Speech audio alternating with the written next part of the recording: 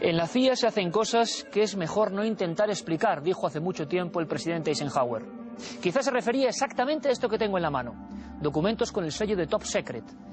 Algunos exagentes los han llamado joyas de familia, las operaciones más tenebrosas, más increíbles. Ficción no, películas cinematográficas tampoco, rotundas realidades, y estremecen. Hablamos de control mental, de lavados de cerebro y de muchísimas más cosas. Vamos a adentrarnos en la sombra y en los misterios que rodean todavía a la enigmática Águila Blanca.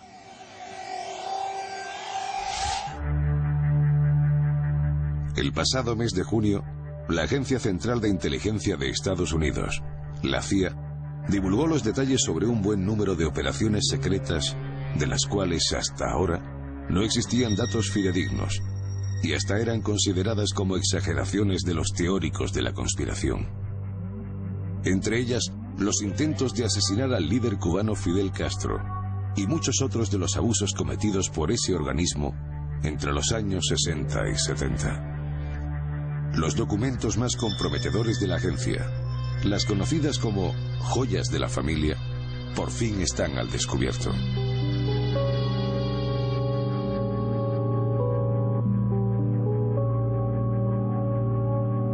Cientos de documentos secretos de la Agencia Central de Inteligencia sobre sus acciones entre 1953 y 1973 pueden ahora ser leídos por todos los que lo deseen. Henry Kissinger, secretario de Estado norteamericano, en una conversación transcrita con el presidente Gerald Ford el 4 de enero de 1975, prevenía que todas las historias conocidas sobre los actos de la CIA no son sino las partes visibles de un inmenso iceberg. Si ellas se hacen públicas, correrá mucha sangre. Por ejemplo, Robert Kennedy fue quien dirigió personalmente la operación de asesinato contra Fidel Castro. Este y muchos otros hechos semejantes salen ahora a la luz. Entre los documentos desclasificados están los relativos al proyecto MK-Ultra, cuyo objetivo era fabricar drogas alucinógenas capaces de controlar la mente y la voluntad. Miles de ciudadanos norteamericanos y de otros países fueron conejillos de indias involuntarios de los experimentos de este macabro proyecto. Gracias a estos documentos, hemos sabido de los intentos de la CIA para eliminar a diversos jefes de Estado extranjeros, como la llamada Operación 5412, cuyo objetivo era eliminar al primer ministro del Congo, Patrice Lumumba. ¿Motivo? Ser un marxista peligroso. Otros asuntos descubiertos en esta tanda de documentación desclasificada no se encuentran a la zaga en cuanto a sordidez. Así, por ejemplo, nos encontramos con el caso Nosenko. La CIA intentaba desvelar la verdadera identidad del exagente del KGB, Yuri Nosenko, que afirmaba haber desertado a Occidente de buena fe. ¿Cómo lo hicieron? Inyectándole LSD, recluyéndole en una celda donde nunca se apagaban las luces y obligándole a beber su propia orina. Al final, resultó que Nosenko decía la verdad. Entre los abusos reflejados en estos documentos, también se encuentran el espionaje a periodistas y disidentes, o intentos de secuestro, cosas que nunca deberían volver a suceder en una sociedad democrática.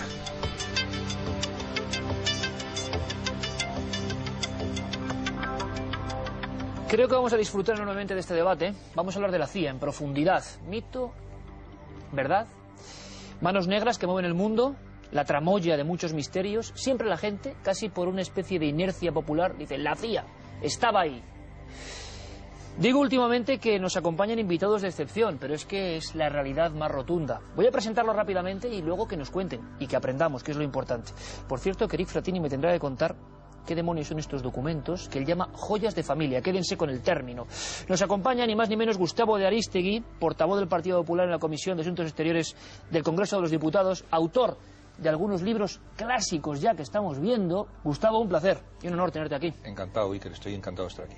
Vamos a aprender mucho, que es lo importante, y cómo no, también para eso está un querido compañero, Fernando Rueda, subdirector de Interview, también sus libros, cómo no, aquí, decía él, en un libro recurrente en nuestro programa, Servicios de Inteligencia, fuera de la ley. Ahí está la pregunta.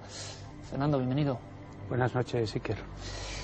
Santi Camacho, cómo no, quien ha elaborado todo este tema y esta introspección en algunas de esas joyas que a veces, también hay que decirlo, tocan el misterio, tocan los enigmas y cosas mucho más graves. Santi, buenas noches. Buenas noches, Iker. Y Eric Fratini. Eric, buenas noches. ¿Qué tal? Buenas noches, Iker. No hace falta presentación para Eric Fratini. Enhorabuena, compañero. Muchas gracias. Está causando mucha sensación. Muchas gracias. CIA Joyas de Familia, con un prólogo del que fuera director del CNI. Un prólogo de lujo, absolutamente. De Jorge Descallar, que fue director del CNI, del Centro Nacional de Inteligencia, entre el año 2001 y 2004, y además en una etapa muy importante para el Centro Nacional de Inteligencia. Oye, la CIA te tendrá vigilado después de esto, ¿no? Bueno, es que realmente, es decir, los documentos han sido facilitados por ellos, tengo que decirlo. No he descubierto, no me han caído, ni nadie me los ha pasado debajo de la mesa. Me los ha pasado la propia CIA, han sido las operaciones, se recopilaron en el año 73. Y que te explico un poco lo que es Joyas de Familia para que la gente lo entienda. Joyas de Familia llega un nuevo director a la CIA, que es James Schlesinger, y ordena recopilar al departamento, al directorio de operaciones de la CIA del Langley, les ordena recopilar toda una serie de operaciones encubiertas que violasen la propia carta fundacional de la propia CIA, es decir, en parte la Constitución de los Estados Unidos, porque a la CIA les prohíben espiar dentro de territorio americano. Entonces, este funcionario del Departamento de Operaciones comienza a revisar los archivos y tuvo un primer nombre que se le llamó actividades altamente volátiles, se le llamó primeramente.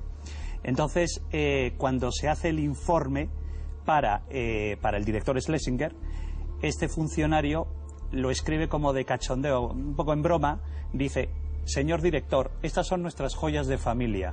O también se le llamó nuestros cadáveres en el armario, se le llamó también. ¿Cadáveres en el armario? Sí, y el informe que se le presenta al director de la CIA y que el director de la CIA presenta en la Casa Blanca de Gerald Ford, que acaba de asumir el mando como vicepresidente con la dimisión de Nixon, se le llama las joyas de familia de la CIA, y por eso se llama Joyas de Familia. Y algunos de los documentos, hay que decirlo, porque hay una cosa que tiene muy buena la CIA, y hay que dejarlo muy claro, que informa de lo que hace, que no se puede decir que todo el mundo lo haga. Informa de lo que hace, y cuando vemos los expedientes desclasificados nos quedamos asombrados.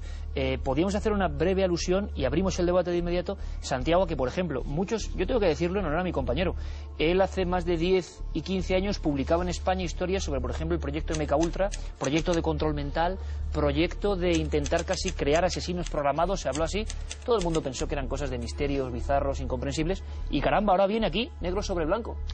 Precisamente comentábamos en la radio hace unas semanas que yo me sentía especialmente congratulado porque aquí venía la confirmación documental de algunas de las cosas que había tenido oportunidad de escribir en el pasado, y que bueno, pues efectivamente, pues algunos que habían sido muy críticos pues habían dicho que eran exageraciones, leyendas negras, etcétera, etcétera. Posiblemente la más impresionante es la relativa al proyecto MKUltra, un proyecto que consistía básicamente en el desarrollo de herramientas para el control mental, para el control de la mente, tanto en interrogatorios como en influir a grandes masas de población, como en temas incluso efectivamente de programar soldados, programar incluso agentes que en uno de los proyectos más de ciencia ficción, que no supiesen ellos mismos que eran agentes hasta que fuera esa información extraída mediante algún sistema.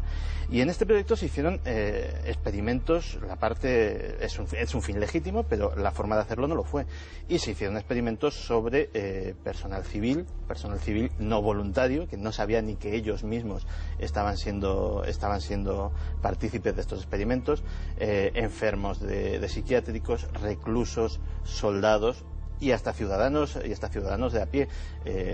Por ejemplo, una de las cosas más curiosas que vemos en estos documentos es un subproyecto del proyecto MKUltra que se llamó Clímax de Medianoche, que consistía en que la CIA en Los Ángeles instaló una serie de prostíbulos regentados por ellos, en los cuales las habitaciones tenían espejos falsos a través de los cuales se podía filmar, y las prostitutas estaban aleccionadas para drogar con LSD, concretamente, a los clientes y, bueno, ver qué pasaba. La justificación documental de este experimento era ver cómo se podía utilizar el sexo combinado con las drogas para extraer información de funcionarios, de altos funcionarios de países enemigos, etcétera, etcétera.